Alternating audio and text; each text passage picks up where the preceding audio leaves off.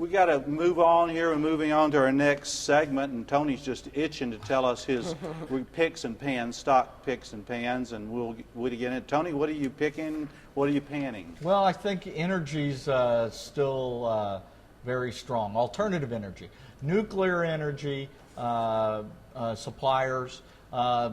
Solar energy has some very good upside. The actual solar panels, the price of solar panels is coming down. It's still not competitive with many of the other alternative energy sources, certainly not fossil fuels or nuclear at this point, but it soon will be.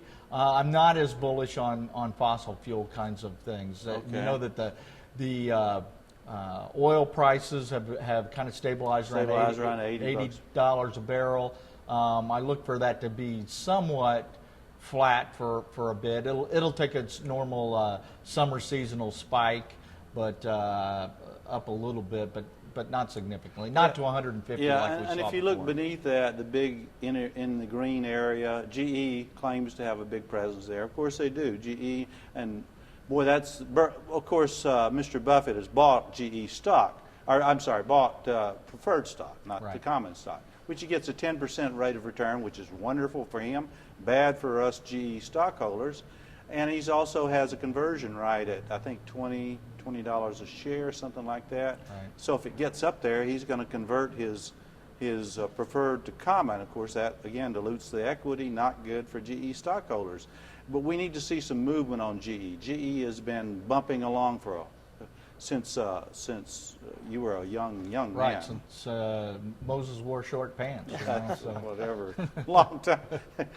Well, Dana, now in the restaurant area, we've gotten announcements of restaurants moving here, expanding to Nebraska. I think the latest was Trader Jack's, is it? Trader Joe's. Trader Joe's. And that's really more of a grocery concept, but it was a big score for us because there are a lot of cities, and one might say higher profile cities than Omaha, that don't have a Trader Joe's. So it's kind of like Cheesecake Factory. It's a sales point for us. It's kind of like we have arrived when we land a franchise like this. Okay, so that's going to be good for you to go out when you're out bringing conferences in. Well, we got a Trader Joe's. You know what's good for us? Jim's? Anything that people cannot find in their hometown. And when I mentioned that we're one of the few cities in the Midwest that have this, that's great for us. Really? Because it's something we offer that they can't find at home. A visitor, that is. Yeah, and now in terms of other recommendations, Tony, you got. I'm looking at stock, and I'm looking like Ford. I'm more of a negative this time, and that fits an economist.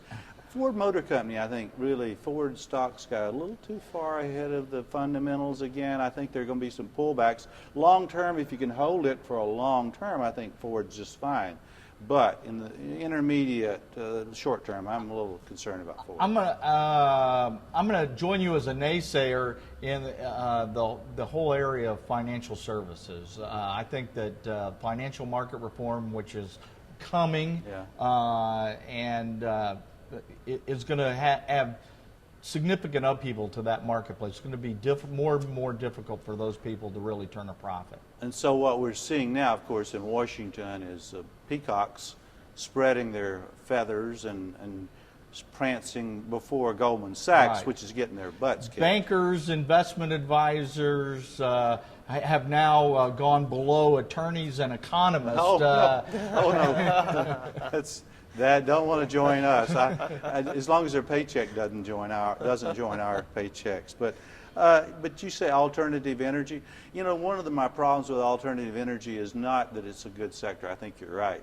But any place the government can giveth, it can taketh away, and that would be a change in policy. For example, on the corn-based ethanol, I'm bullish on that, but you could have a change in importation rules of tariffs on Brazilian ethanol. I don't think that's going to happen, but it could happen.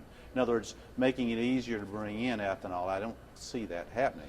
But I agree. I think that I'm most bullish on nuclear energy, areas that obviously that's going to relieve the strain on other fossil fuel sources to some extent and have a trickle-down effect back in some other things, areas. Kerr-McGee might be a company we might be looking at. Now, we're not recommending Kerr-McGee or any of the individual stocks, but certainly a rising tide lifts all boats. So this is a tide that is lifting nuclear energy. There's no doubt. Absolutely. So architectural and construction firms that would be absolutely. building plants and have that expertise, I think that the future looks very robust for them.